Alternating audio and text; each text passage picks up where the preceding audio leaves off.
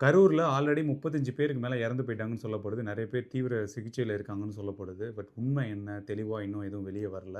But அவங்க எல்லாருக்குமே நம்ம கண்டிப்பா ப்ரே பண்ணிப்போம். தளபதி விஜய் அவர்கள் மேல தேவையில்லாம ஒரு பழிய சுமத்தணும்னு நெனைச்சவங்களுக்கு ஒரு ஃபர்ஸ்ட்டு சக்சஸ் மாதிரி அமைஞ்சிருச்சு. ஏன்னா கரூர்ல நெறைய பேர் கூடுவாங்கன்னு தெரிஞ்சு தான் வேற இடத்த கேட்டாங்க. ஆனா அந்த இடத்த குடுக்கல. ஒரு சின்ன இடமா குடுத்துட்டாங்க. ஸோ சின்ன இடமா குடுத்துருக்கிறதுக்கு அர்த்தம் என்ன? அந்த இடத்துல நெறைய மக்கள் கூடுவாங்க. இந்த மாரி ஏதாவது ஒரு அசம்பாவிதம் நடக்கும் அப்படின்னு எதிர்பார்த்து ஆட்சியில உள்ளவங்க குடுத்தாங்களா? டிவிக்கே மத்த கட்சி, இந்த கட்சி அப்படின்னு பார்க்கறதுக்கு பதிலா, அங்க வந்த எல்லா மக்களும் நம்மளோட மக்கள் அப்படின்னு ஏன் ஆட்சியாளர்கள் நெனைக்க மாட்றாங்க?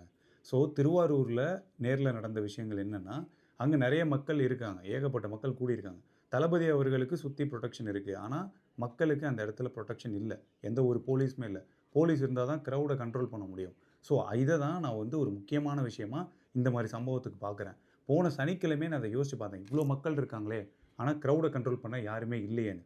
ஸோ, இப்ப ஆல்ரெடி மீடியா சேனல்ஸ் எல்லாமே தளபதி அவர்கள பத்தி வந்து நெகட்டிவா போர்ட்ரை பண்ண ஆரம்பிச்சுட்டாங்க. ஸோ, டிவிக்கு அவ்வளோதான் பெரிய பிளாக் மார்க் ஆயிடுச்சு. அது மட்டும் இல்லாம விஜய் அவர்கள் திரும்பி நடிக்கவே போயிடலாம். இந்த மாரிலாம் வந்து நெகட்டிவா ஃப்ரேம் பண்ண ஆரம்பிச்சுட்டாங்க. பட் டீப்பா யோசிச்சு பாருங்க. உங்களுக்கே புரியும். இது எல்லாமே ஏதோ பிளான் பண்ண ட்ராமா மாதிரி இருக்கு. ஸோ, நீங்க என்ன நெனைக்கிறீங்க? கமெண்ட்ஸ்ல சொல்லுங்க.